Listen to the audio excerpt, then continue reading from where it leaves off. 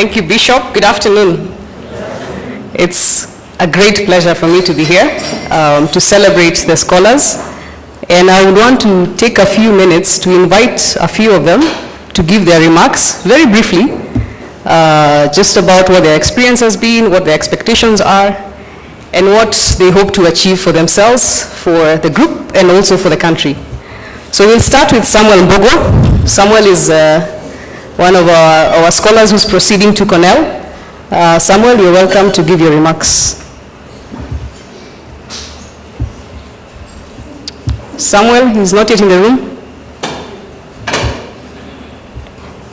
Okay, Pius, I know you're here. Pius is Pius Kimathi is one of our Wings to Fly alumni who's proceeding to Michigan State. Welcome.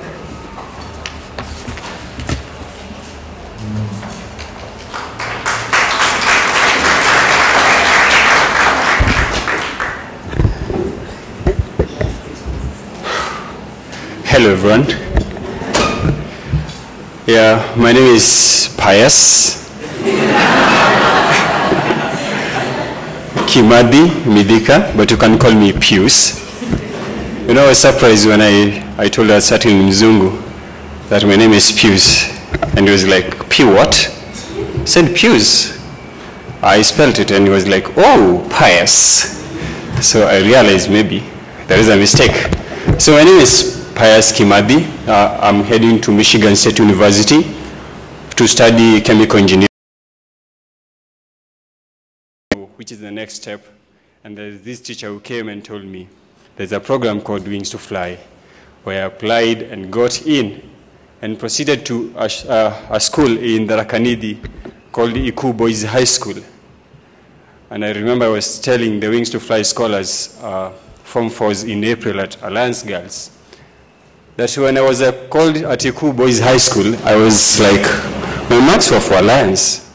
So how comes you call me to a school with a shorter name than my height? Actually 4 letters. So it's like I'm Alliance material. But I remember after we looked for a school and we could not find any other school, I settled for Iku Boys High School. And my slogan throughout the Form 4, throughout the 4 years at ICO, was that Alliance might not give me, or ICO might not give me what Alliance could have given me, but I could have been what I could have been at Alliance. And that's where the change in my life started. One thing I will live to remember as a Wings to Fly scholar is the leadership transformation that took place in my life. I am the person I am today in my society, so many people looking up to me, because of the many, many programs that I underwent through the Wings to Fly program, and later to join Equity Leaders program. The congresses, the mentorships by people like our dad, Dr. James Mwangi. He was a role model that I have been looking up to. And I remember one day at Iku Boys High School, when I was talking to the students, my school, I was telling them, if Kenya had like that James Mwangis, we could be the best country this continent ever had. And one of my teachers told me, because you are in contact with James Mwangi and you are under his mentorship, why don't you be the next James Mwangi? And that's why I started. And that's why I am here today. I made it through the Wings to Fly program, having served through various leadership positions in high school, in my community, being a founder of an organization called Msaidizi Kenya Initiative, where we do mentorships in various schools. I've been in various schools doing talks, trying to be the next James Mwangi. And I remember in 2015, out of the leadership that I got through the program, I was able to be picked among the people who went to Rwanda to represent Kenya and the MasterCard Foundation and the Wings to Fly program for our leadership community. So these are some of the benefits that I can mention that I've got from this program, apart from being educated. And today, I am here going to a university in US where I believe I'm going to further my knowledge on leadership, because that's where my line is. James Mwangi told us the other day, before we proceeded to mentor the scholars we are mentoring, at Brookhouse who are applying abroad this year, that a society cannot be better than its leaders. We are a scanned copy of the leaders we choose.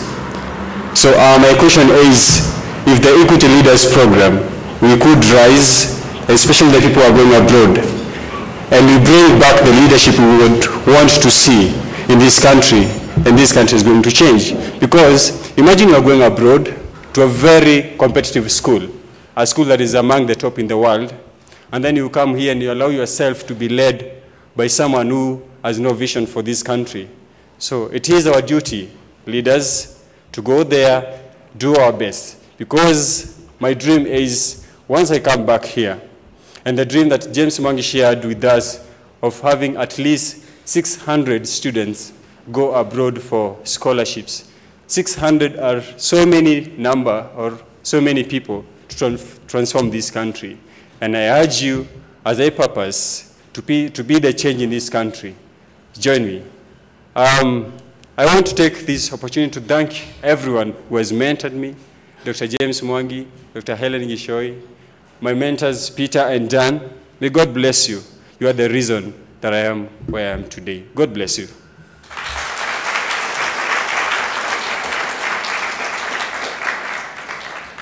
Let me humble myself. So Samuel is back in the room. Thank you so much, Pius. I think he's given a good background of what we expect even of our Wings to Fly program, and he truly embodies all the values that we seek to inculcate in them. His speech, his outlook in life, and he's also a musician. So thank you for that. So Samuel had introduced you earlier in your absence, proceeding to Cornell. If you want to take just a few minutes.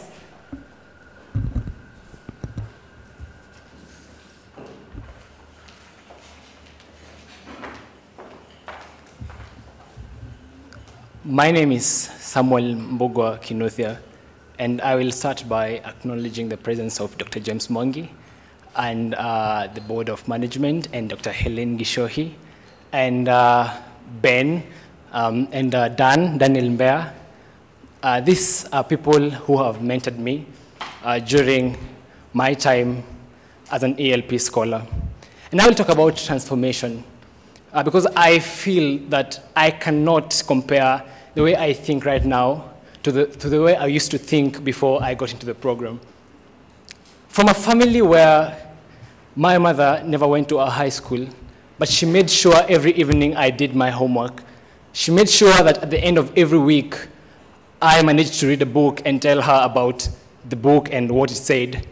She was a tailor, and she would make my clothes, from school clothes to the clothes I used to wear at home. And they were big. And I grew up and I was in a position to tell her, Mom, these clothes don't fit me. And she told me, don't worry, son, next year or next year but one, they will fit you.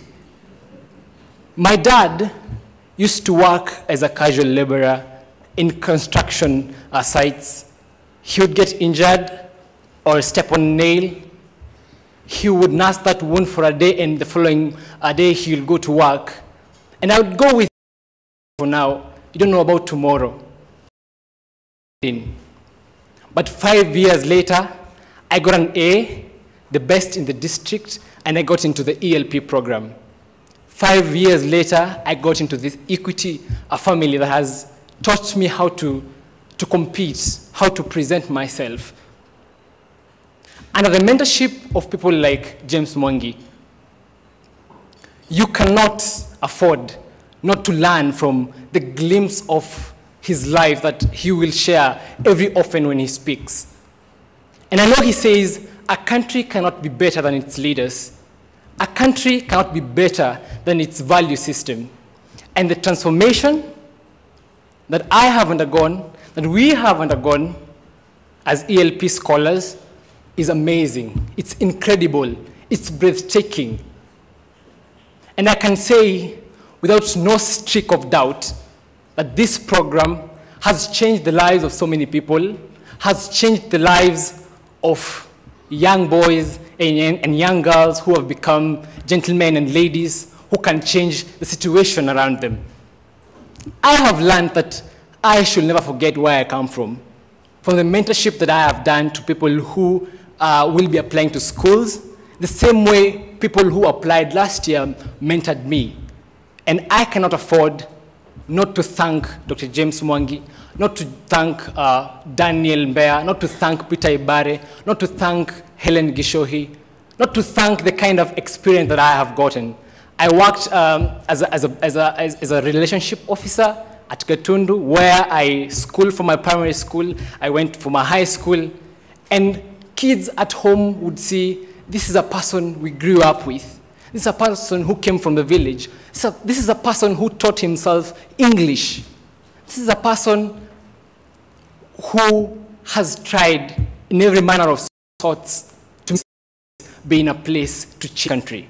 These people, this nation needs leaders like us, and this nation definitely needs a program like ELP, and this nation definitely needs mentors like Dr. James Mwangi. Thank you, everyone.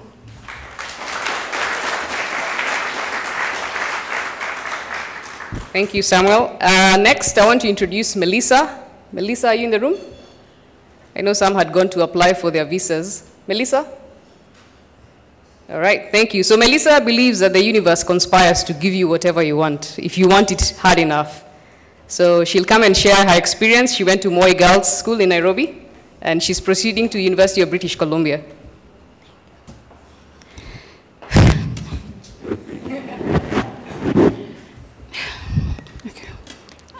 Good afternoon. I'm Melissa Mumbi. Okay, I'm a little shy. Please forgive me.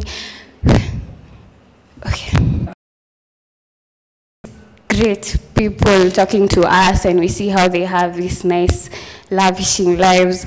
I would always think to myself, okay, it's a process. So, like, we would meet with the tops of the country, then they tell us how they're working at the bank, how it's such a nice experience.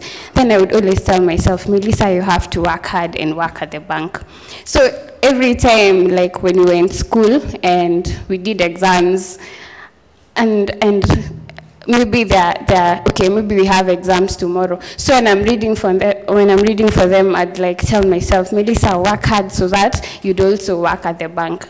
And I ended up working at the bank. Then, so we went to the bank.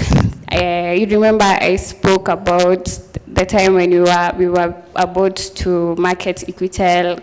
It was a really good experience. Yeah, we learned a lot. Like, we learned tolerance. We met different kinds of people. Blah, blah, blah. So, yes, so when I was at the bank, then we were introduced to this college counseling session. Now we see other great people. I had only seen the tops in our country. Now I see tops, people who are going to Harvard, who are going to Yale. So that clicked in my head. Oh, so I can also do that. So I always used to tell my friend, what do these people do? How do they manage to apply to Harvard, and they're going to Harvard and all that? So we interacted with these people. Then we realized that it's not difficult. If they've done it, we can also do it. So yeah, I remember I also said I wanted to go to Yale. I gave a talk and said I wanted to go to Yale, and now I'm going to University of British Columbia. Okay, it's not that I'm not happy, I am extremely happy. But from that situation, I learned that sometimes what we may be planning for ourselves may not be what God is planning for us, but at the same time, whatever you want, you'll achieve. Does that make sense? I hope it does. Yes, so yeah, so after we applied, so I'll talk about the application process. From the application process, we learned, we had to read for, yeah, and now we are here, and all these people who had these great ideas of going to these schools, they're going, and we thank God. Honestly, I thank God for you people. I thank you for this transformation that I've undergone. I can't say I'm the same Melissa. The Melissa who was, even though I'm still shy, I wasn't able to stand in front of people this way. So I'm thankful, and I'm thankful because I'm going to go and learn new things so that I can transform my country, come back and give back to my country, make people appreciate what they have. Like with these great minds, I believe with these great minds that we have here, we can make our country a better place. Like, yeah, like what Pius said, we can be the current James Mwangis. We are the current James Mwangis. So if we continue with this mode, yeah, if we continue with this mode, we'll go to places. Thank you. Thank you, Melissa. I like how you're still working through your confidence, and thank you for sharing your story. Next, I'll call somebody who went to the school that Melissa wanted to go to, and who's going there. Faith Agili. And Faith is going to Yale University. As you know, they have a campus in Singapore, and she's confident, and she will keep her comments brief. Thank you. Good afternoon, everyone. Okay, so my name is Faith Agili, and I joined the program through the LP kinda top district.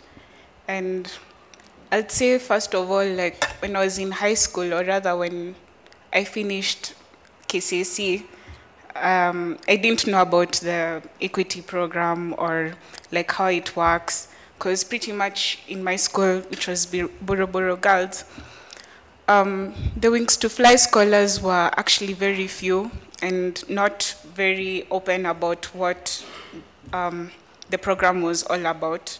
But then later on, I came to realize that it's bigger than that. And of course, like joining ELP, I was able to to meet amazing people and learn a lot about leadership and about how you can view your life in different ways and what's really important, like your family, your education, and how you can view the world in a different way. And so I'm also going to talk about the privileges that we have in life. So before we started boot camp, I was pretty broke. I think everyone has experienced that moment in your life where you've planned every cent. Like if anything goes wrong, you just know like you're done. So I was walking home one of these days from Four Ways. Like we normally plan the boot camp from there. So when I was walking home, there's a guy who sells cassava just along the street. And most of the time when I'll pass by, I'll say hi, and he'll shout like from across the street. Even though he's serving a customer, he'll always say hi. And this specific day, like I decided, let me just go and ask him how much he sells those cassava for. Because I knew pretty much it's expensive, especially like most people who will buy those cassava crepes were Indians and Europeans who live around that neighborhood. So we started talking, and it's like, you never know how you make connections with people, but sometimes you'll just start like, oh, how is your day? Or, it helps. And people open up. You just need somebody to ask you a small question. So we were talking, and he was asking me like, how is school? What are you doing right now? So I told him like, right now I'm working and we are planning a mentorship thing. And he was like, I think that's all. Yeah, thanks guys for this opportunity. Thank you, Faith, for giving us pause. Faith is going to study a triple major in philosophy, economics, and politics. That's why you're seeing her going deep dive into thoughts. Next, I'd like to invite Drake. Drake is going to the college that our president attended at Amherst. Drake?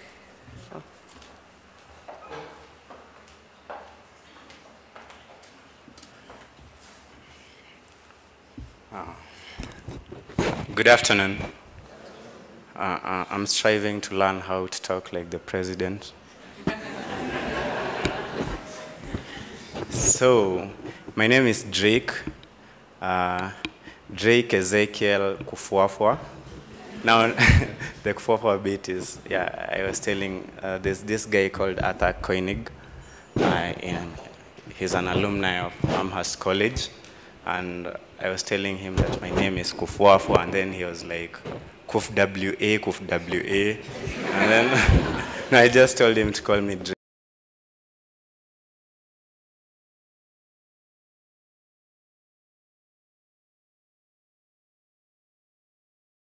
Drake.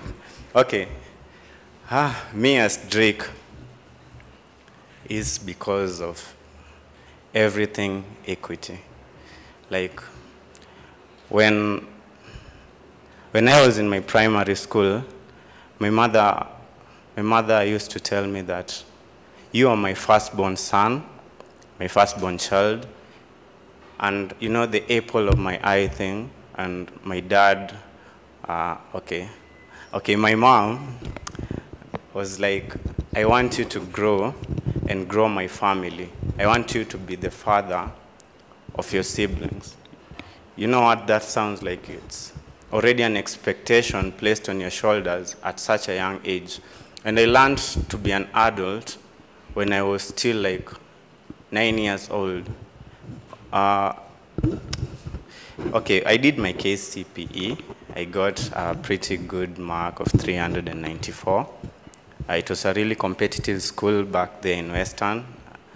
Vihiga, okay, I come from Vihiga County, Luanda, Vihiga County. So my teachers pushed me forward. I didn't know about the Wings to Fly program. So my teachers, okay, they didn't also know about the program, but I found an alternative way to survive through high school. And that was because of the lucky contribution of the Friends Church. I made it through high school. And in my high school now, this is where equity came in. I wasn't in the Wings to Fly program, but these guys were going for those congresses, and then they were coming, and then they were like, you see a gloomy guy going for a congress, and then he's come, he's all psyched up. He's like, Drake, come, you need to study. I need to make it in life. I'm like, we will make it in life. And then he tells me, like, you don't understand the kind of making it that I'm defining. Like, there's this guy who sat me down and told me stories of James Mwangi. He told me of the eloquency and the courage. He told me about Andrew. There's Dr. Andrew. I don't think he's here right now. Like, he defined to me the courage of that guy. And he said, like, I want to be everything that I have seen. And you, as my friend, you'll help me make through this. And so we studied. I wasn't the top in my school at that point, but I decided that I must know what this guy is talking about. In my final year, they came Brian Osoro. He's an alumni of Nairobi School. I was in Nairobi School, by the way. So he also got into the Equity Leaders Program by being the top in the district. And he was like, he went to University of Nairobi, and we were all happy about it because he was my friend. And then he's coming back to speak to us, and he's telling us that I'm going to Vanderbilt University. At that point, I didn't know that people could study out of Kenya if they weren't like superhuman or something. So, okay, maybe I'm superhuman, ain't I? So, I decided that I must top this district to get to this point where I've had so many praises for. I was watching a documentary, my documentary, a video made by the communications department at my home. And then you guys, those who saw it, you saw that Kaposho mill. I was serving my customers at the Posho mill, and then I got this call, 0763. Then I was wondering, what's 0763? I didn't know about the Equitel phone number. And then it rang, and then I ignored it because of the pressure. It's evening, and it's Luya land, and you are in a Posho mill. So,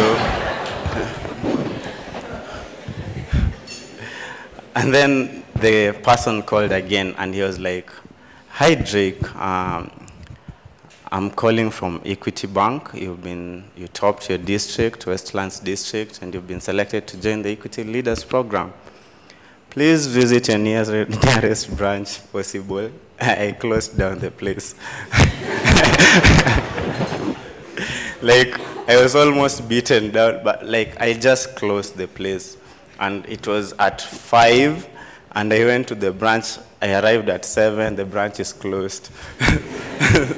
And then the G4S guy told me, come back tomorrow. Yeah, of course, I also was at the branch by 6. So when I came, I met, okay, I actually looked for Andrew, but I looked for Dr. Andrew. And then he told me that, Drake, what will put you through is your standards. It depends on what you conform to. You think that you've met great guys by coming, okay, he told me, when you go to high school, you go to a national school, you thought that you have met the best in the country, and you are happy about it, and you conformed yourself to the standards of those guys. But there's always a next step in everything. So you've moved a step higher. Now you've come to the Equity Leaders Program, and you've met able leaders. Now, their standards are not at all the best you could conform to. I want to hear a different story from you when I meet you next time. I was at branch and that email came, you apply for college counseling. I went to college counseling. I met this guy called Amos from Amherst. And everything he was saying, he was a sophomore, he was in sophomore year. And what he was telling about Amherst, he didn't know I want to apply to, okay, he didn't know that, he didn't even know me. But the way he was speaking, even his full stops, they all made sense. Like, there's this way when a successful person speaks, like, you just want to hear more, right? So I decided that I must go to this school, must pass through the shoes of this guy, and I must succeed. And I applied to Amherst, and I got in head first, and I'm really happy about it. Now, what I believe in the power of many. Friends, friends, friends. You guys, have you ever realized that since you joined the program, like when you have a problem and you're looking for a friend, they always end up to be a guy from the program. And yeah, and when you're happy and you're celebrating, the first people you'll want to invite are people from the program. Like, it's been that for me. I trust in my friends, and I believe that, as Steve Jobs said, like, you have to place your beliefs straight, and you have to develop them with the people that you believe in. You have to develop your beliefs by the people you believe in.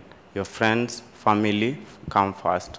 And then, okay, now you're the Equity guys, always their family. Their family. It's a new family, and I'm hoping that it'll grow to the best and make me the best I could ever be. Thank you.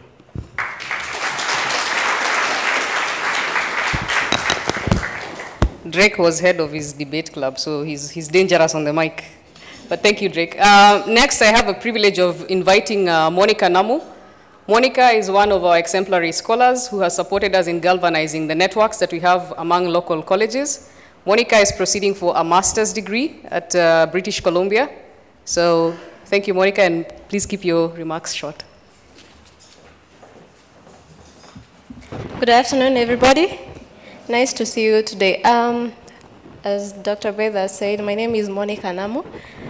I went to a school in Gatanga, Kema Primary School, and I was born in a family where my mother didn't go to high school. My father also went up to Form 4, but after that, they didn't have any support to go for their tertiary education. So I can say that in the family, I'm the first person to attend tertiary education. I'm the firstborn in that family. And being in that situation, studying was not easy for me. Because electricity was a nightmare in our home. So we used to study with the kalamp. But fortunately, I got 337 marks. Went to Morogoro Girls in Nyeri, and I was not a Wings to Fly scholar, actually. By then, the program had not started. So I managed to push through high school, through the mentorship of my principals and my able teachers, and scored an A-, and I was top in the district in 2010 in Nyeri Central District. And I remember after KCSE, when we were wondering what to do, a lady came by to our home and they were looking for somebody who can attend to their hardware in Embu. And my father heard of the opportunity and they were like, yeah, I have my daughter who just cleared Form 4 last year. Can you go with her to your home? So I went, and I went to Embu for one day. And just before the next day, my father received a call from the bank, and they were told that I've been chosen by the Equity Leaders Program to join the bank, and I should report to the nearest branch immediately. I didn't even sleep at that house wherever I was supposed to start working. So I came back home immediately and reported to the branch, where I was supported and mentored by the branch manager by then, and then the cash officers, and I was, at the age of 17, I moved out of our home with a first class. And thank you. Yeah, and through that period, I know I'm quite a conservative kind of a girl. I don't talk a lot unless somebody talks to me first. So it was not easy in the university, but what kept me moving was my family. My father loves education, and he was always calling me, asking me, how is school? How are you doing? Is anybody harassing you? And I'm like, no, I'm doing well. And through the support of the Equity Leaders Program, I was also supporting my younger siblings in their secondary education. Till today, I do pay for their school fees because my parents are not well able. So I'm so happy and humbled by the program, Dr. James Mwangi, and it's been a life-transforming opportunity for me. And after graduating in KU in 2015, you know, in the Kenyan job market, it's quite hard to get into research companies because, anyway, we understand that maybe the government does not invest too much in R&D, and so the opportunities are rare. And for you to get there, you have to get an advanced academic credentials, maybe a master's in science or 5 years working experience, which I didn't have had at that point. So my next option was, where should I go to work? So I volunteered to work in Kirwara Hospital, sub-district hospital in my village. I used to be in the laboratory. So most of the village mates, when they come there, they used to find me and they're like, when they go back, they tell their daughters, you should work out like Monica. Right now, she's treating us in the hospital, but I was not being paid, but I was doing it voluntarily. Because I had been taught by the team leader and Dr. Helen how to give back. And this was something that I liked to do. So after that, I went to KU. They had given me an opportunity to work as a teaching assistant. So I also developed the skills of interacting with young people, and especially at academic levels. I used to talk to young people a lot, encourage them to work hard, be their best. And from there, I applied for an opportunity in the Equity Group Foundation, where I've been supporting the ELPs. And we have been working on a project that's more to them being able to. I was into the school, I got an opportunity, so I asked myself, what next? I can remember at some point when we were with Dr. James Mwangi at Kasarani, and I'm like, I have this admission, how am I going to get it go just like that, just because I don't have the funding?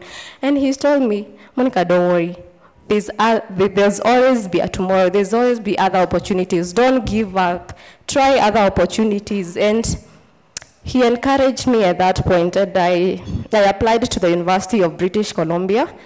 And I can say, in Kenya, I'm the only one who was picked to go and do a master's in food science and art economics, because I believe that we are the leaders of tomorrow. Currently, we are suffering on the issues of food insecurity in this country. And it's more to leadership. It's more to leadership, and we are the leaders that are going to take this country where it was maybe before. So I'd encourage each one of us, even as we go abroad, remember back home. Remember to come back home. Let us work together, and we are going to take this country a company by a company, an organization at a time, and a village at a time. Thank you. Thank you, Monica. And lastly, we've heard about the mentorship that they receive. I'll have Lorna Kagesha come and talk about the mentorship program. Lorna attends Harvard University, and she was a previous student at Musa Gitao and also Kahuhia Girls. To speaking in such forums, so I'm going to need a bit of affirmation. When I look your direction, I will need you to nod and smile. Let's practice. Nod and smile, nod and smile. Thank you, you're a receptive audience. Well, a bit about myself. As Beth has said, I went to Kahuhia Girls High School, and I joined the Equity Leadership Program as a pre-university after emerging the top girl in Murang'a County. And my experience as a pre-university and as a scholar in the Equity Leadership Program, and even as a global scholar, has been life-changing, to say the least. This year, or like this past summer, I had the privilege and the great opportunity to serve as one of the lead mentors for the college counseling program. And it has been a really great experience. I think all the mentors here can attest that we have been challenged, we have been stretched to our limits, but it's such a fulfilling thing, and such a fulfilling thing to give back because someone else did it to us. I just want to take this opportunity to actually appreciate every single mentor who's in here. All 19 of you have been amazing. Dave, the other lead mentor, and myself have had a really easy time, and I think the feedback I've been getting from the scholars is also really positive. So when I think about Equity Leadership Program, when I think about this program, there's certain things that come to my mind, there's certain words that come to my mind. It's like the DNA that runs through us, and one of those is mentorship and leadership. It starts at branch when, I usually say equity has a habit of throwing you in the deep end. When they talk about mentorship, they actually put you with leaders. When they talk about making you develop integrity, they give you $500,000 a day to manage. When we talk about, especially for the girls, cultivating women of purpose and, leaders, they place you around people like Dr. Helen and Dr. Beth and Penny and all the other amazing women who are at branch and even in head office. So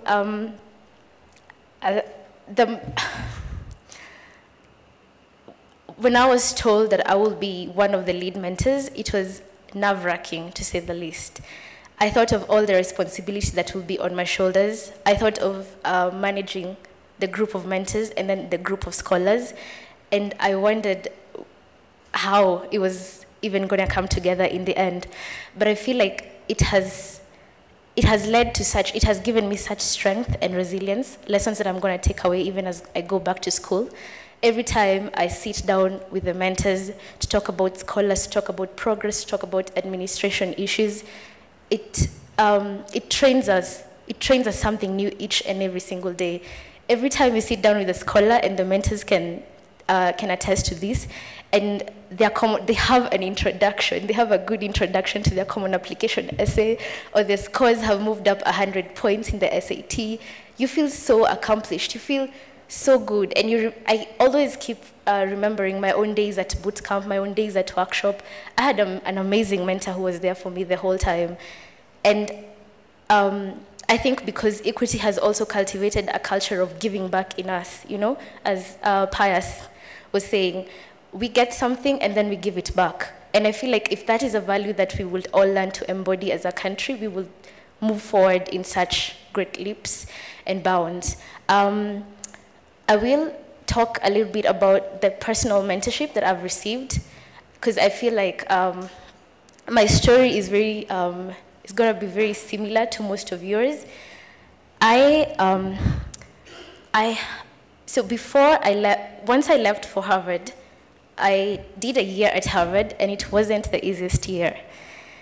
It was so hard. I needed to come back and take a break for a year, which is what I've been doing. And this is not something we tend to talk about a lot. But once I came back, I found home. That's what I can say. I'm not the kind of person who talks to people about my issues. I'm not the kind of person who will be open to people about challenges that I've faced. But once I came back, I found people who were like waiting with open arms. I found Dr. Helen, I found Peter, I found Penny, I found Dr. Bola. And I have found that being vulnerable with the right people, the right mentors that Equity has given us really helps. This past year has been a year of building resilience. It's been a year of rebuilding my confidence. And I like the kind of opportunities that we are given to do it. It's one thing to tell someone that you're a leader, or it's one thing to tell someone that you're capable, but it's another to put you in an internship position where you're expected to deal with people and provide solutions on a day-to-day basis. It's one thing to tell me, you can do this once you go back. It's another to actually tell me, to actually give me the opportunity to be a lead mentor and be faced with challenges every single day and learn from them. I still remember the talk I had with Dr. Helen once I came back, and thank you so much, Dr. Helen. She told me about 3 P's. I can't remember the third one, but I remember 2 of them. There was permanence. And she told me permanence is the belief that something bad that's happening in your life is going to stay forever. And she told me that's an attitude you need to defeat. Sometimes we face challenges. It's not all rosy.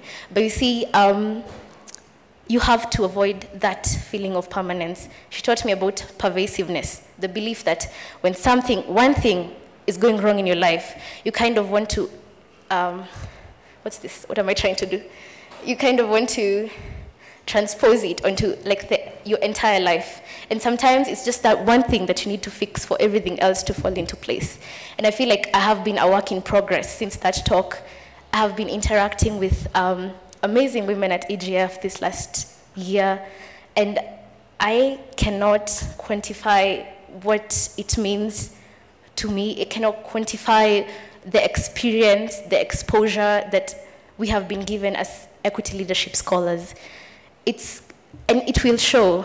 I'm telling you, you'll go abroad, you'll go in other places, and people will wonder, there's something about you. But they can't put a finger on it. But sometimes they can tell you, and they will tell, maybe it's your professionalism that will stand out, or maybe it's the way you're creative, the way you solve problems. I mean, you started it when you had to solve, I don't know, shots at branch and something, and all those TM horror stories. And then you carry it forward when you mentor high schoolers. And sometimes we tend to forget. I forgot, or sometimes I forget the things you've come, the things you've gone through and the achievements you've made, because we are achievers, I'll tell you that. So every time you have every time your confidence is shaken, I'm urging you to remember this moment.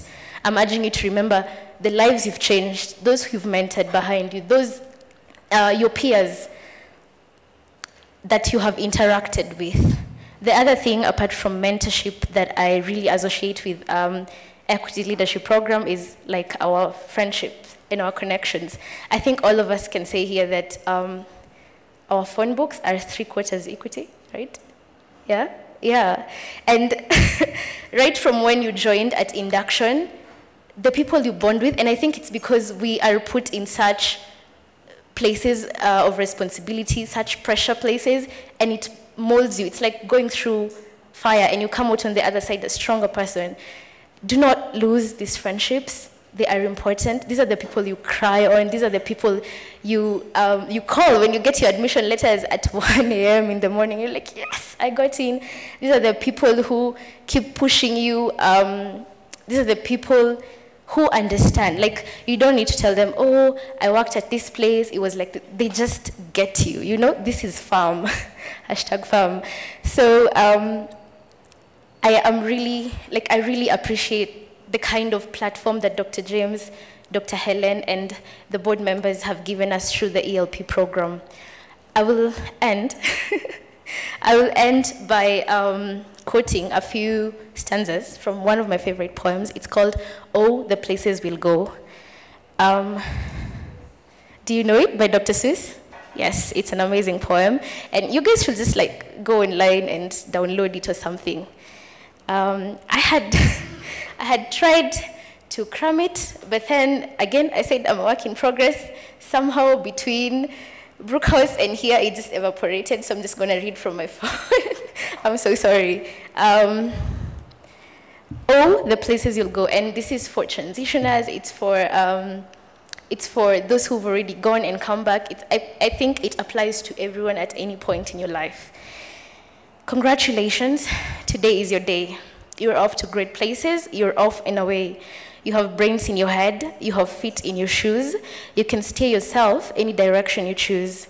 You're on your own and you know what you know. And you are the guy or girl who'll decide where to go. Oh, the places you'll go. You'll be on your way up, you'll be seeing great sights.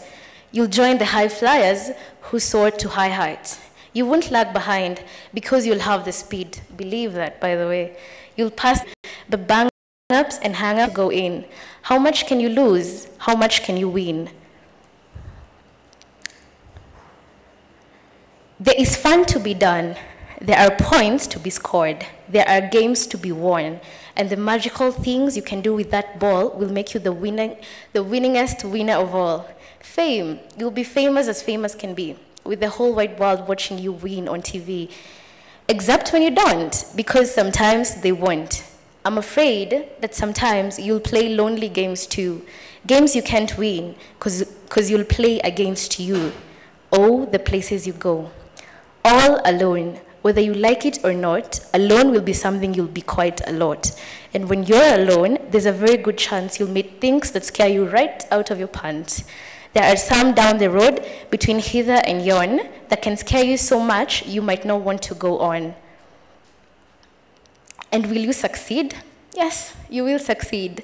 98.75% guaranteed. Kid, you'll move mountains. So be your name Washira or Fatma or Teach or Pius. Oh, you're off to great places. Today is your day. Your mountain is waiting. So get on your way. Thank you.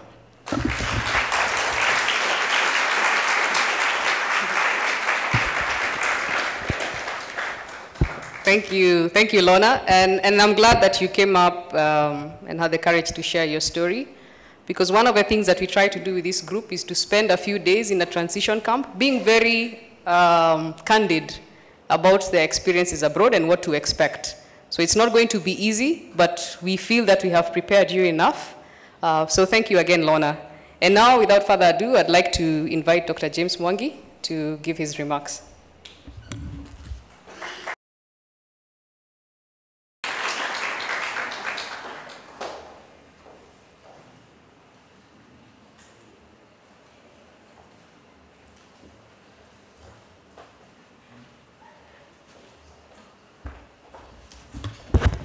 Really, thank you, Beth, and the team.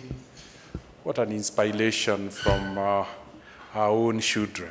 It's, sitting there, one feels very, very confident, because when you see that spirit in your children, when you see the wisdom at that age, you just really marvel at what type of men and women we are building or we shall have by the time you are age 40. You don't need to wait more. And the quality of leaders we shall have. For the board members, this program, as you have heard, is all about celebrating academic excellence. It's the potential and to realize and naturally grow. So listening to Rona, sharing her experience and the way it has been really prayed out here, I'm full of envy. And I'm really proud that I can be really associated with this program. Looking at the resilience of my friend Monica, I really feel very, very proud that moments will come when you feel at your lowest, you feel like giving up, and sometimes you just need to realize that is just an event. An event you can constantly override events in life that comes across your way. Mr. Chairman, this program, Beyond Rewarding Excellence, we also use it as a platform of demonstrating that human beings just require to be given an opportunity. So this program brings together our equity leadership scholars, top girl, top boy in every district, with our very best in the Wings to Fly program. We gave an opportunity, have used the opportunity very well in high school. They have excelled, and they have also become A students. And looking at the team we have of 73, I'm really, really excited when I see 30 are from the Wings to Fly program, and 43 are from the Equity Leadership Program. Again, demonstrating what we have always said, that human beings just require to be given an opportunity. And that our future, as particularly was very well demonstrated by Pius, is not in any way shaped by our past. It has everything to do with our imagination and our effort to build the future. Our future is never a continuation of the past and is rarely informed other than the lessons we can learn from the past. So listening to all of you this afternoon, I almost feel like there's nothing I could add. But I feel maybe I need to spend with you an hour or two. So I don't want to come between you and lunch. I will reserve my comments for after lunch, and for the moment before lunch, invite a few of my colleagues and board members to share one or two words, and then after lunch, we can spend really time, because I intended to spend 2 hours with you, in preparing you for the journey ahead of you, far away from your village, far away from your relatives, guardians, or parents, and very close friends. And again, a lot that gives you an opportunity to create a new network, to learn in a different cultural situation, and in an environment that might also, as was ably said by Rona, might challenge you in terms of the surrounding and what you have to do. So I want to start by inviting Ruben. Ruben, it will be 1 minute. I didn't prepare you, but 1 minute you should be able to, or you want to speak when I will be speaking? No, very good.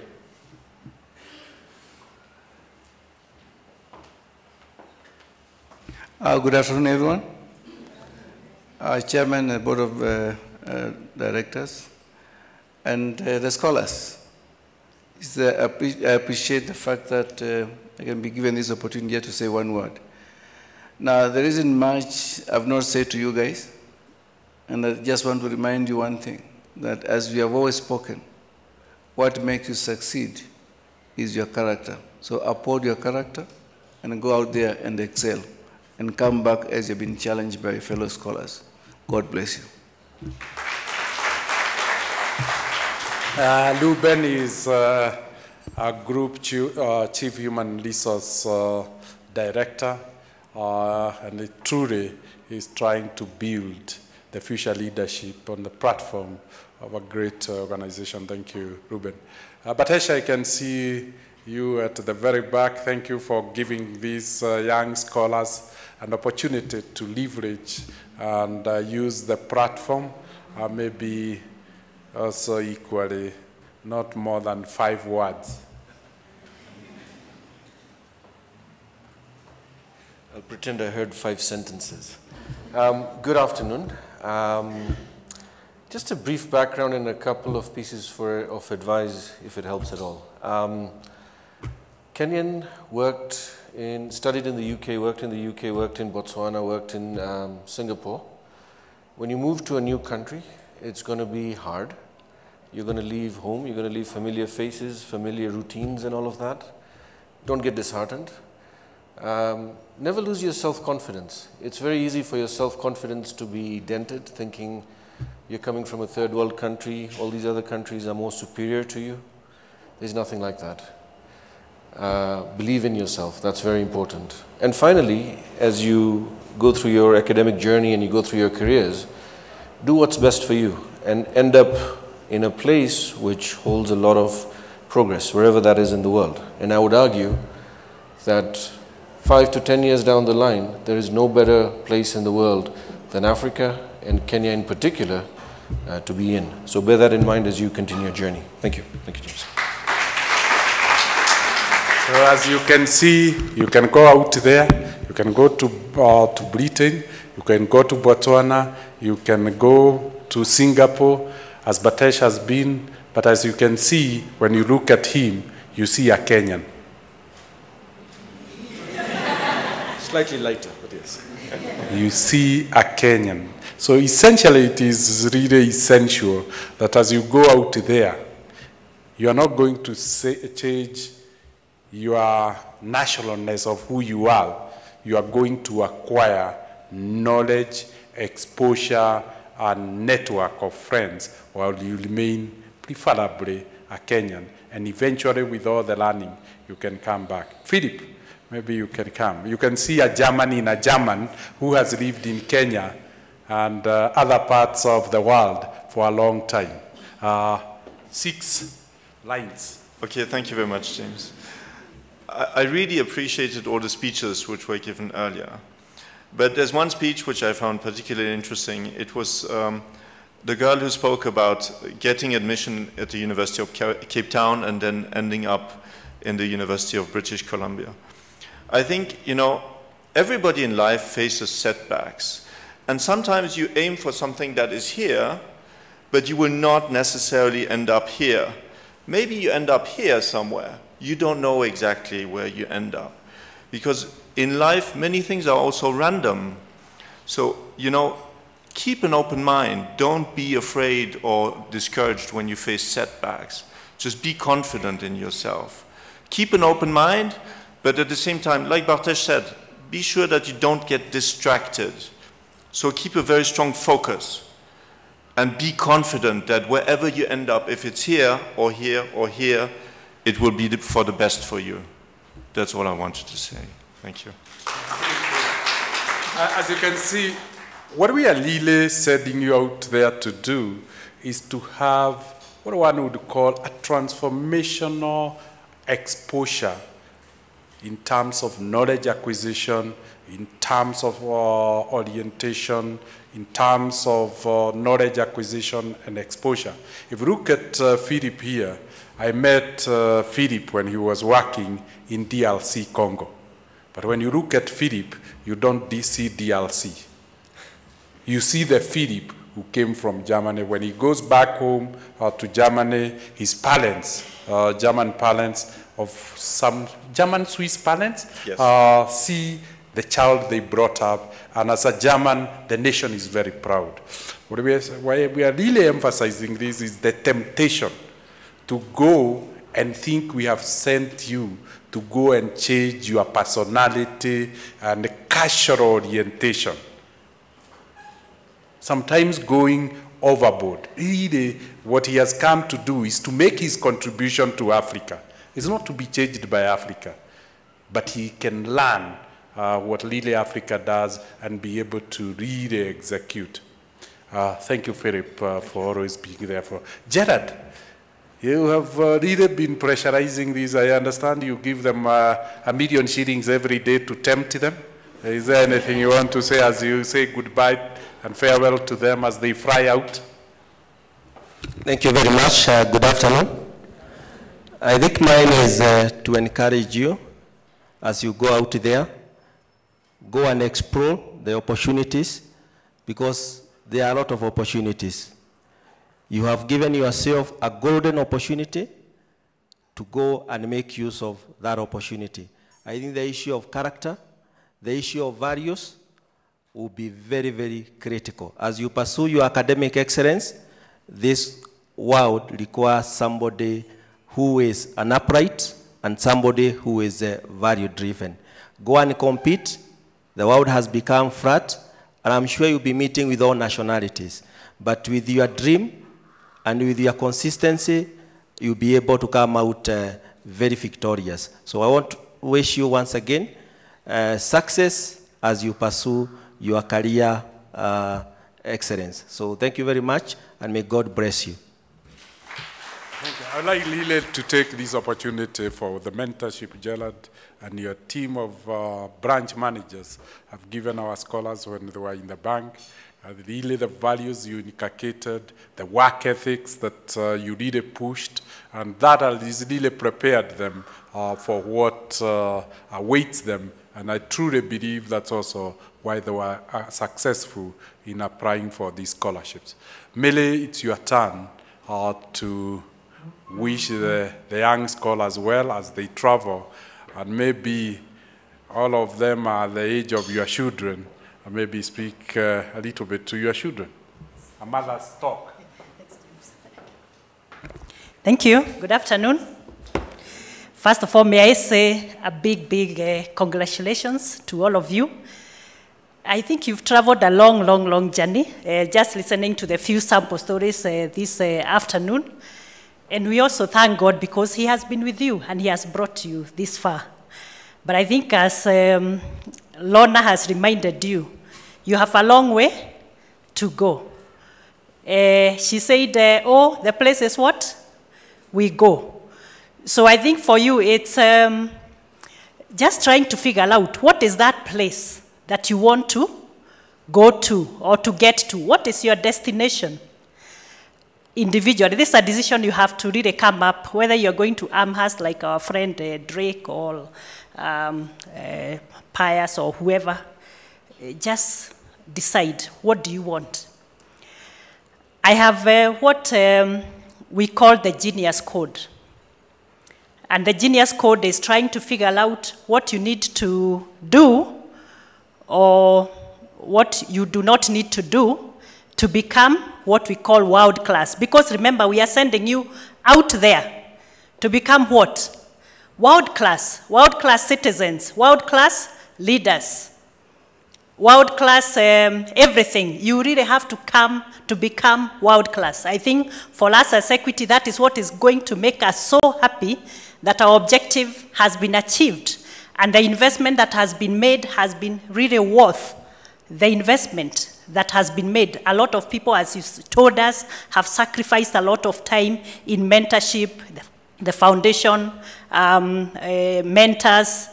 A lot of people have sacrificed. Even your own families, we have sacrificed a lot. So you have to come back to us with something. And the only thing that will make us happy is becoming a world-class citizen. That's it. So just for me, it's 5 things only. And I will not talk a lot because a lot has been said, some of it by yourselves. And the first one is obsession. So if you're obsessed with what you want to achieve, that destination, whether it's the master's degree that Monica is going to get, or whether it's the triple, we call it a triple what? Triple major. What? Politics, economics, very impressive. So you have to have an absolute obsession for that, because that is what you guide your daily activities. Because you really want badly to achieve that. You have an obsession in a very positive way. But again, remember, you don't need to get obsessed with the things that are going to detract you from that goal. because the obsession can be both ways. It can be to get there, or it can be something that distracts you from your destination. So that is one. Now, the second one is practice what you have to practice. So you know what you need to do. If it's mathematics, remember we have to practice the 1 + 1 is equals every day for us to be able to become very good at what we do. So apply the code of the athlete. The guy who goes to the high altitude and runs, wakes up every day at 3 a.m., runs at 4 a.m. when all of us are sleeping. That is the kind of practice that you need to do and sacrifice a lot. You really have to forget yourself and sacrifice daily practice.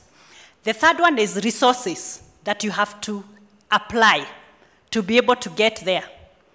And for you, if you are going to campus, or even if you are working after your studies, it is usually number one is time. Time is your greatest resource. So you have to apply it as the tool that is going to get you to where you want to go. So apply your time to that obsession so that you can meet your destination. The fourth thing is motivation. What motivates you? What makes you to go to that hospital and give what you call pro bono services? If you are a lawyer, we'll call it pro bono. I'm a lawyer, so I'll talk pro bono, without pay. And yet you wake up, sometimes in a hospital, I'm sure you work 24/7, 24 hours, just attending to patients. What drives you? That motivation. What is it that makes you do that? What is it that makes our professor here, our chairman, go to the theater at 2 a.m. when he should be sleeping? So you must be able to figure out what is that motivation, that motivates your soul and your heart so much that you really want to do it at the expense of your own comfort. So that's motivation.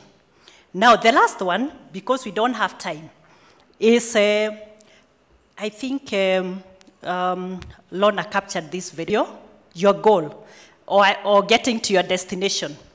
So you must always be able to convince yourself that I will bounce back. That is what we call resilience. If you look at the story of Equity, you will see the resilience with which this institution itself has demonstrated, becoming insolvent, and then after some time, everyone thinks it's dead, and buried. But then after some time, what does it become? It becomes a world-class institution, a globally recognized institution that we are all so proud of, and that is now able to give back to you guys and to so many others who have done very well and who have demonstrated that they need to be supported. So that is the kind of resilience that we expect from you. And we want you to keep in touch with us and tell us the experiences that you are going through. And I think what we can say, and I'm sure the board will also confirm this, and the management will confirm this, is we are always available to support you as you journey along, as you try to get to your destination. So I want to wish you well as you travel, safe travels, and as you reach your destinations, I also want to wish that you settle down nicely, you get integrated in a nice way, and that you enjoy the time in university. And you come back so that we can give back to this country and we can give back to our fellow Kenyans what we have ourselves received, because we have received in big measure, so we must also give in the same big measure. Thank you so much and have a nice afternoon.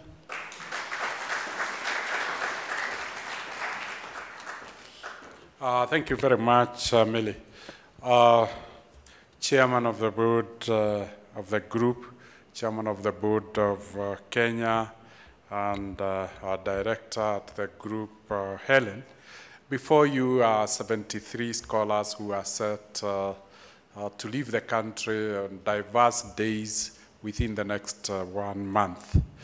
These scholars will be going to different universities and different countries around the world. We have about 35 who are headed to the US. I think we have 2 who are headed to China.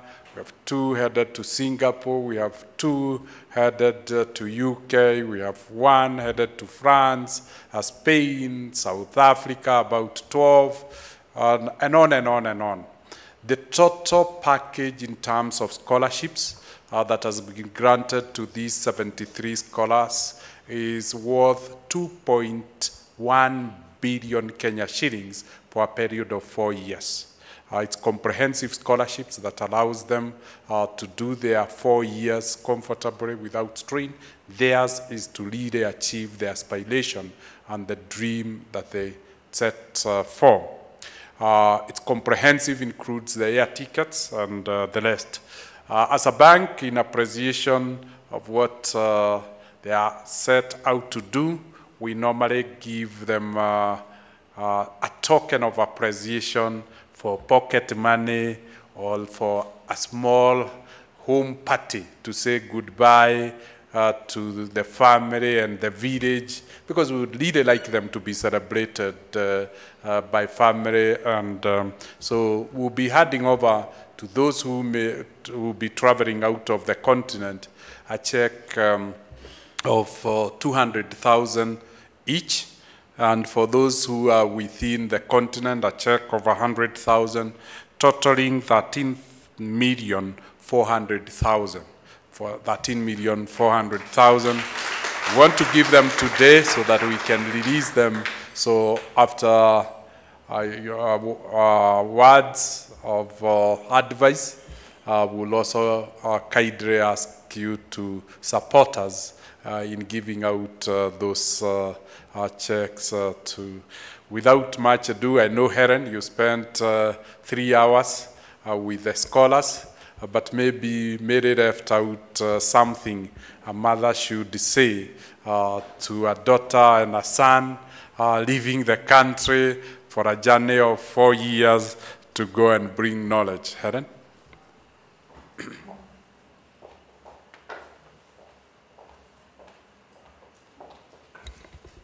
Thank you, Dr. Good afternoon, everyone. Yes, we did spend close to 3 hours together on Tuesday, but there is always something to say to a child when they're leaving and beginning on what I would call another momentous part of the journey, a momentous part of their life journey.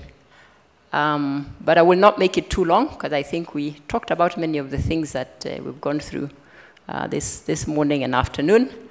But I'll start by just once again saying a big congratulations. I mean, you are the best and the brightest sitting in this room. And I congratulate you for several reasons. And I think number one, for getting through high school and achieving what you did. The second thing is for making it into the Equity Leaders Program. The third thing is for making it into the global program.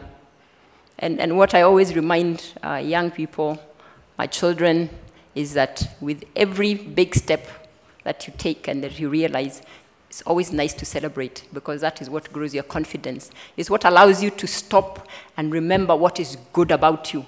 It's what allows you to remember what it is that you're made of and what it has taken to get to where you get to. So don't forget, as you get your check today, to celebrate how far you've come.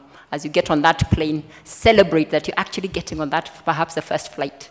Celebrate when you get to Amherst, because it will be your first day at Amherst, and continue to celebrate through the 4 years. Every time something good happens, every time you overcome a challenge, always stop, always take it in, always celebrate, because that is what builds confidence and that's what builds you. So apart from congratulations, I'll say this. You're all going to join others who are coming from other places, and they too are the best and the brightest. So really, you are going to join the global crowd of the best and the brightest. And I'll tell you what they'll do to you. They'll inspire you hugely. Because for the first time, you will meet somebody who you will think, wow, I thought I was bright. Jesus, this one is as sharp as a knife. This one is as sharp as they come. They'll inspire you. And Lorna can tell you that. They will inspire you. They'll frighten you. Because they will make you think, geez, how can I be in a class with someone who is this good? How am I going to cope? Oh, these ones are so sharp. I thought I was. So they'll challenge you. But as they challenge you, they'll also stretch you. And they'll force you to dig deeper than you've ever dug in your life in order to stay competitive. This is competitive. You have no idea what competitive means until you get to where you're going. But that challenge will allow you to continue to be competitive. And that is what the world is about. That's what life is about. Being able to find the next big thing. Being able to dig deep inside yourself. And then being able to scale that next height. So you're going to start scaling new heights because of those you find around you who will challenge you, who will inspire you at the same time, and they'll frighten you, but they'll stretch you, and they make you better and better than you've ever been. So don't get scared. But for you to stay and to scale those heights, there's a few things you must remember. There are a few things you must remember. Number one is, don't lose focus on your dream. Don't focus on what is good about who you are right now. Don't lose focus about what's good about your family. Don't lose sight of the things that are really, really important. You've been told about values, you've been told about character, you've been told about all those things. Those are really the strong foundations from which you leap. If you lose that foundation, you sink into an abyss.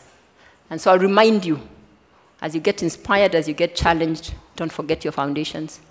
If they're not strong, spend time to rebuild them. Spend time to get others to remind you what they are, what are those values, what are those qualities and characteristics that you're going to require on this journey that you're embarking on. And don't forget your dreams, because they always make and they always constitute the true north. It is what represents the star that you must follow, that you must follow. And finally, as we talked on Tuesday, please don't forget the biggest opportunities, the best of yourselves are going to be realized, and the best of your dreams are going to be realized in Kenya. Not in the US. You can stay there and work for a while. But the best of who you can become, the best of what you can give, the best of what you can develop and grow in others is not out there.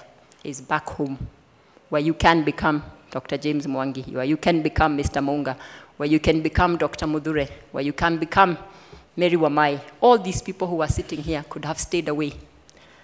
Where would Equity Leaders Program have come from? Who would be inspiring and mentoring you if all of us had chosen to go and stay?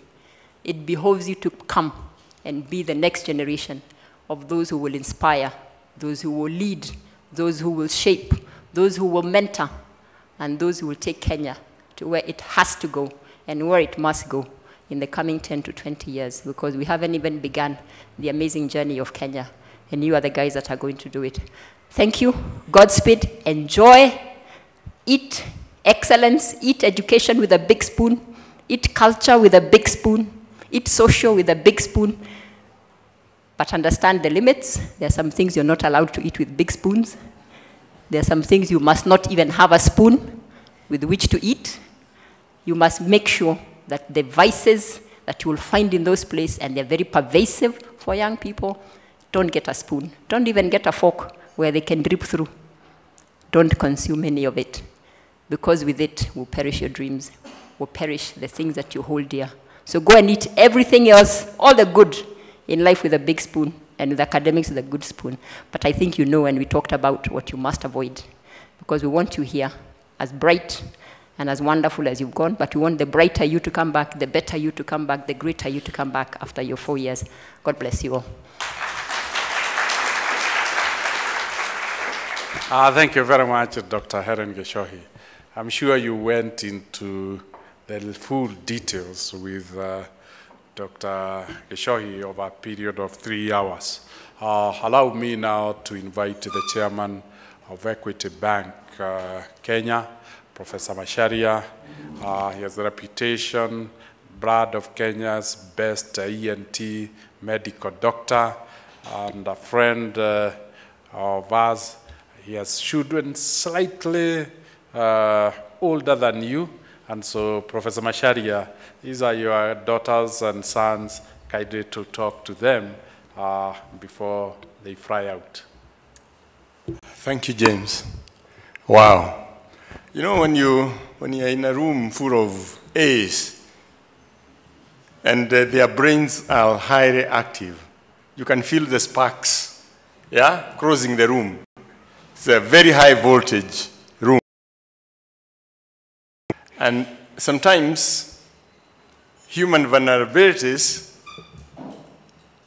do give us a false sense of being up there, being super people. So, and I was so glad that, was it Lorna? Cardidre, you can go to Harvard, but you can have challenges.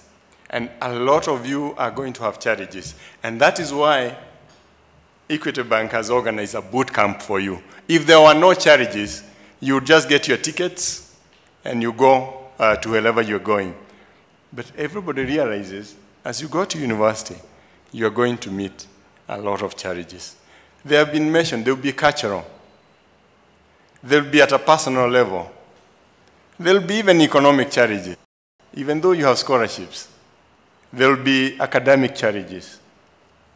You'll go into places where, even Angelo, that nobody can put you down or make you insignificant without, they may not, they will think what they have read about Africa, that maybe you are there wrongly, that you are a person of raw intelligence. And there are so many people in this world who are very narrow-minded. So as you go out there, I am hoping that you've been adequately prepared, that you not allow anybody to bring down your self-esteem. We expect a lot from you. Your families expect a lot from you. And you know, even from the Bible, to whom much is given, much is expected. So we all expect a lot from you. And let me tell you, you are an investment. You know, if I speak from the perspective of a bank, you are an investment. Society is investing in you. The bank is investing in you because we are investing in creating leadership in this country. Leadership with a purpose, leadership with value.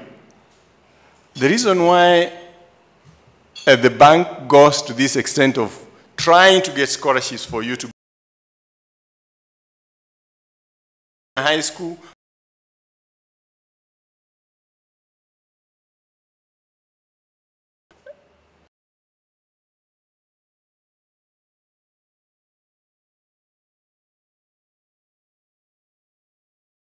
the sky country. When you build it, you'll be building it for all those people. Those stories that you have told, there are very many other people in the villages like you. When you come back and build this country, you are elevating all those people in the village. Thank you very much. And finally, again, congratulations. Thank you.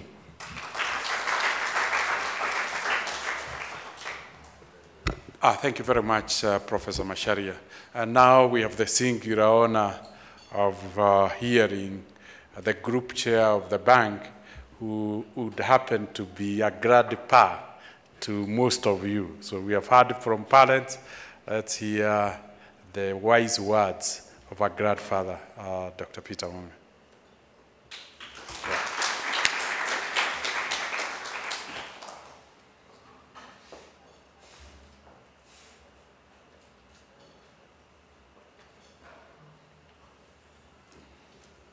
Dr. Mwangi, the Chief Executive of Equity Bank, Professor Macharia, the Chair of Equity Bank, Kenya, directors, scholars. Let me start by congratulating you, scholars, for being acknowledged as global students. Global in a sense that you have been admitted in some of the best universities in the world. So very early in your age, you have become global citizens. Yes, first and foremost, you are Kenyan citizen by birth, but you have now been acknowledged as global citizens. Although going to the different countries that you're going to travel, you've been required to obtain visas so as to get to those countries. Very soon, you find yourself being accepted globally, and getting a visa will be a matter of formality, so long as you maintain the values of which you have been acknowledged to have. Let me also thank Equity Foundation for the mentoring and coaching that they have done to you. And for those who came from Wings to Fly program, at least they've had access of education because of the generosity of the bank. And it's something that we all acknowledge and are very grateful about.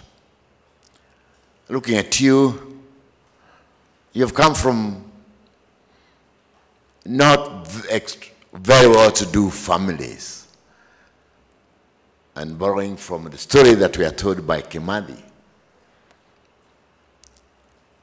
who comes from Meru,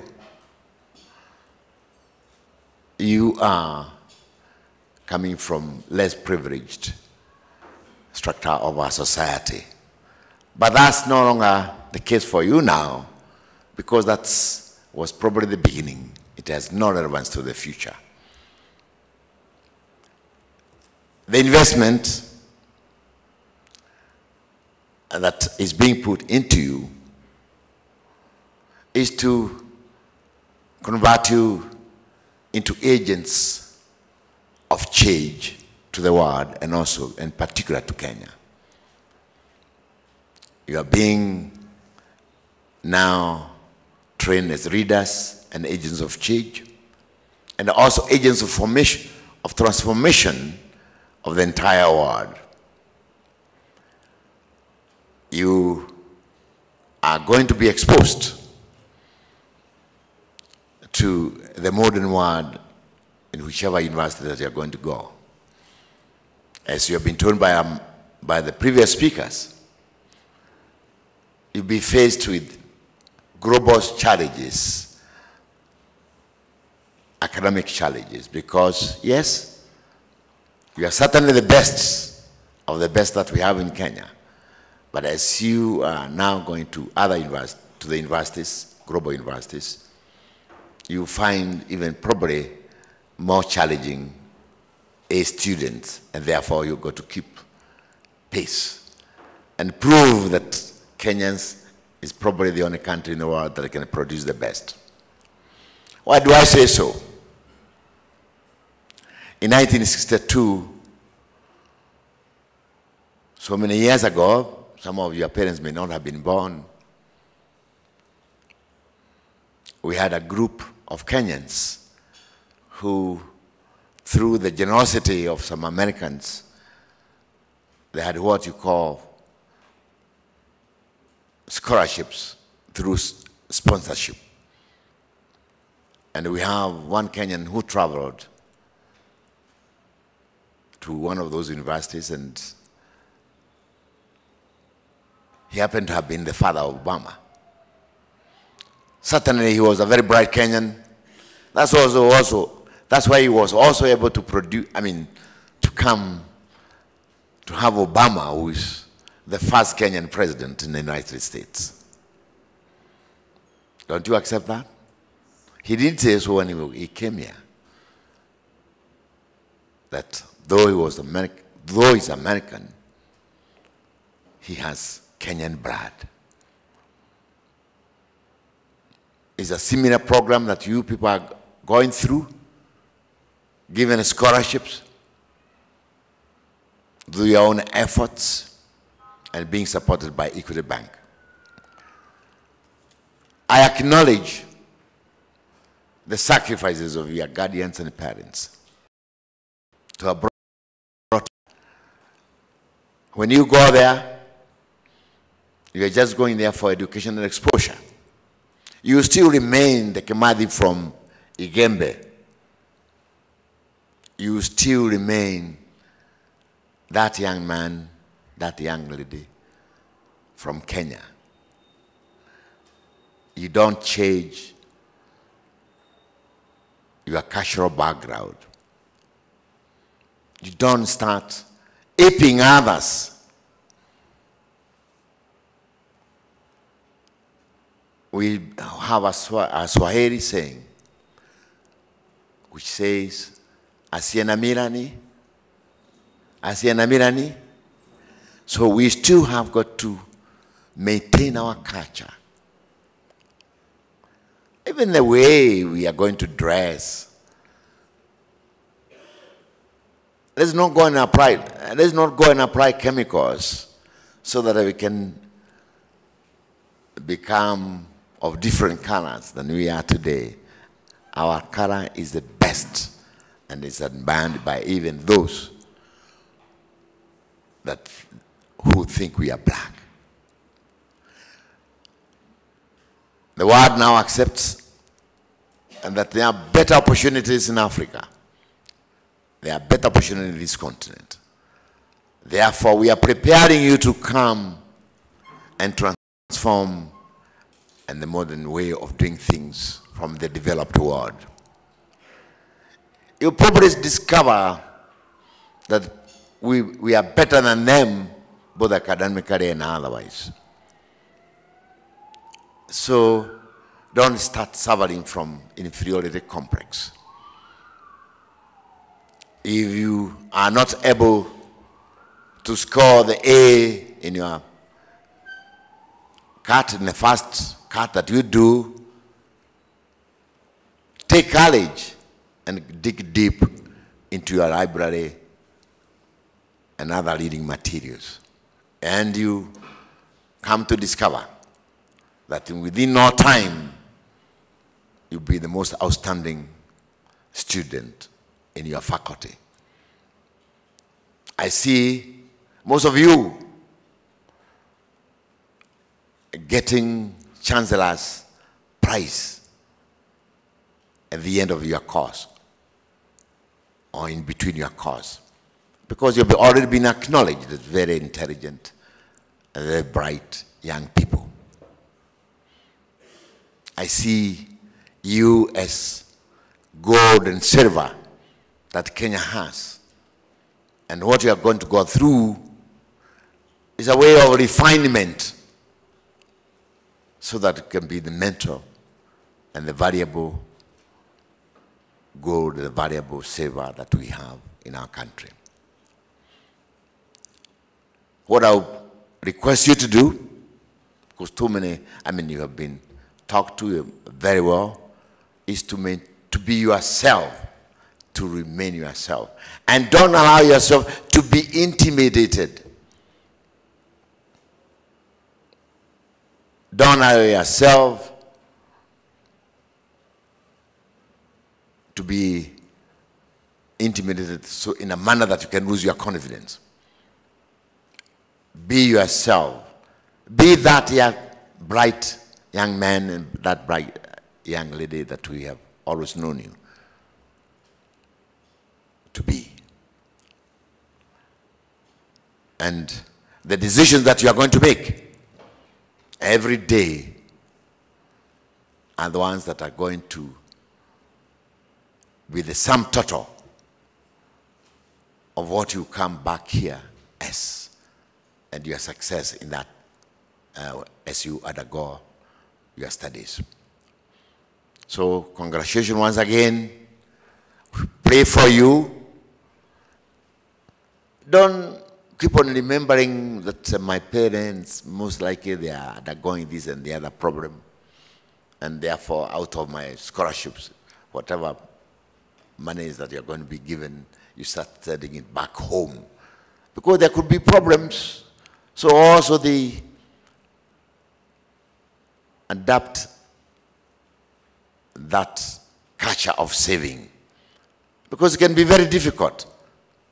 There is no M-Pesa around from a colleague sending me tambazia mimi pesa. There's going to be that. So you must learn how to live within the allowances that you're going to be given and make savings for a rainy day. Some of the countries that you're going to go have got very hostile weather. And you're just going to get there when winter is just about to come. So you must be properly dressed so that you can withstand the winter and keep yourself warm so that you can attend to your studies. It's the first time probably some of you are going to travel out. It's quite an exciting experience. I understand there are some of you who may be going to China, so it's going to be not only cultural challenges, but also language. You've got to start learning to say "ni hao." It's not there, but it's that "ni hao" no. So it has a different meaning. So you've got to be a fast learner so that you can be able to communicate even to the common person when you go to the marketplace. So once again, I congratulate you for this success. It's a major, major success for you. And it has been acknowledged by the entire world. And therefore, you have reasons to be proud. You have reasons to thank God for. God.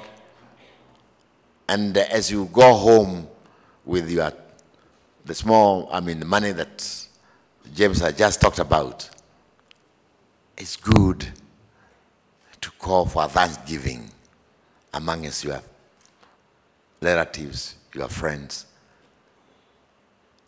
and let the whole village know. Not only the village, even probably the county where you come from. Let it be acknowledged that you've been given a full scholarship to travel overseas and study in some of the best universities in the world. And with those few remarks, let me thank once again those people who have been conducting the workshops that you have just come from, and also the foundation for the manner in which they have mentored you. Thank you.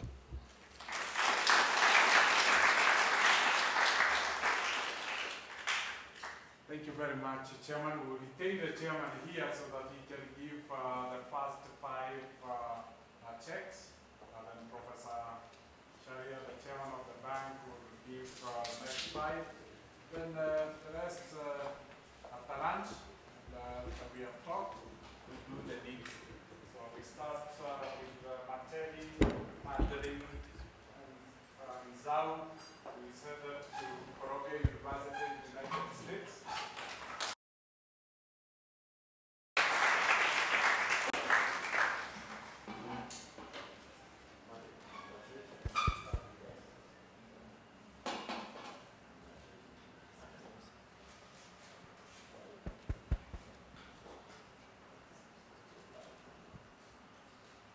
Then we have number 2, Ahmed Salat Biliki, going to Duke University.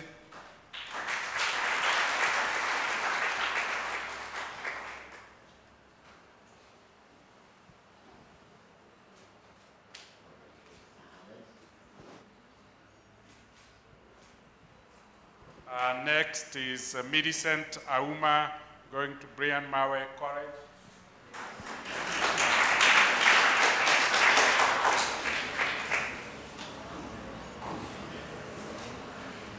United States. Congratulations.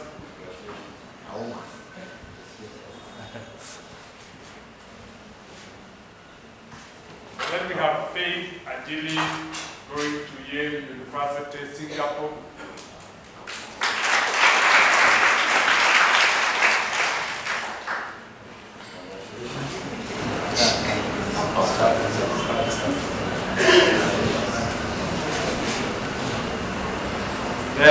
have Rebecca Hassan Abdi, University of British Columbia, Canada.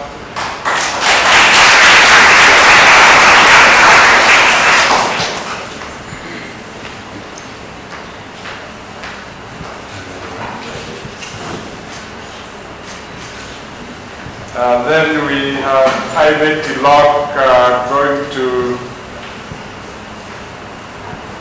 United World College, Netherlands.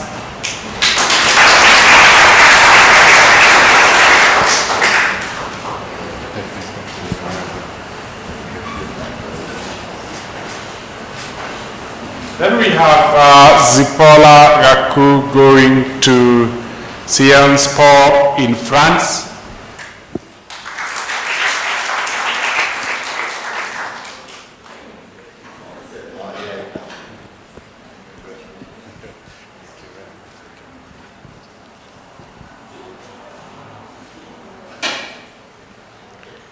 Then we were just said, we just say Drake Ezekiel. Going to Amherst College, United States.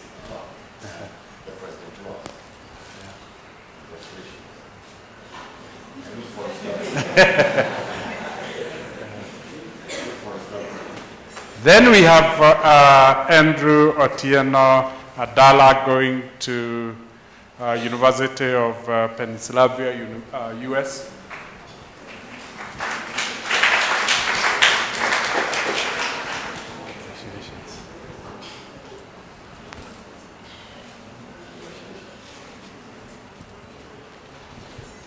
Thank you very much, Chairman. And now, Professor Masharia, we start with Franklin Omulo Otieno going to Cornell University.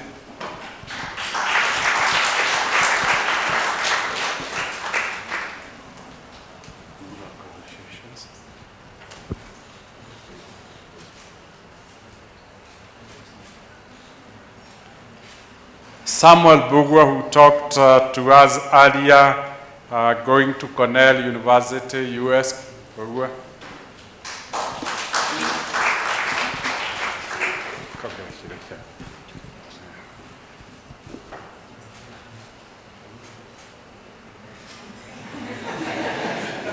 And Monica Namu going to University of British Columbia in Canada.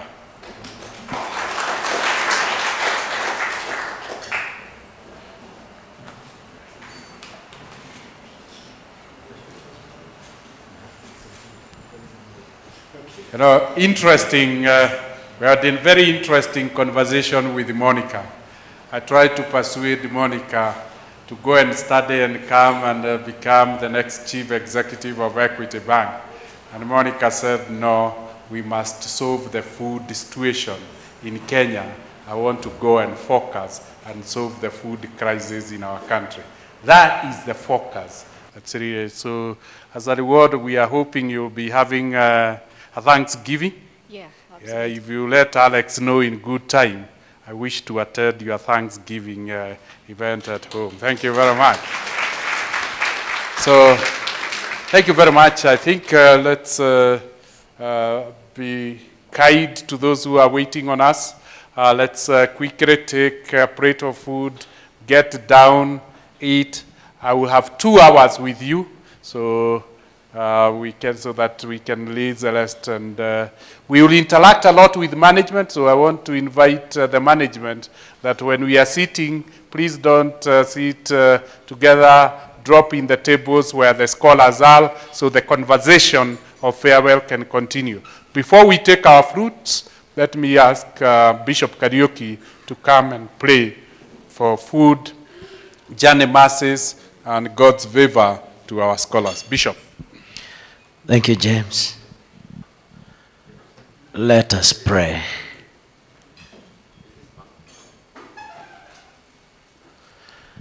Our Heavenly Father, we want to thank you and bless your name for the good meeting that we have had here. Thank you for the wise words and counsel. We bless you because of blessing your people and giving them responsibility, and especially the responsibility of mentorship, to see that the others are growing up to become responsible and so make the world a better place. We thank you for all the scholars. We want to thank you because you have been good to them, and that's why they have achieved and earned themselves this chance of going abroad to various countries for their further education. Father God, I want to pray that as they begin their journeys traveling to various countries, the Lord, you give them journey mercies. And as they go and experience different cultures and many things that are different from what they have been used in this country, I pray that, Lord, you be able to stand with them and see them through even as they adapt the various differences so that they may pursue what they are going for.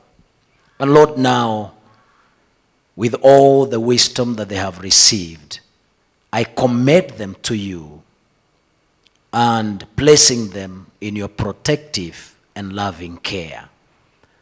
You and you alone, you're the only one who can keep them, protect them, and ensure that they get what they're going for. I also want to commit them to your word of unmerited favor, which is able to build them up. Even as we thank you, Lord, even as we continue and as we share our lunch, pray that you bless it. For this we pray in Christ Jesus our Lord. Amen.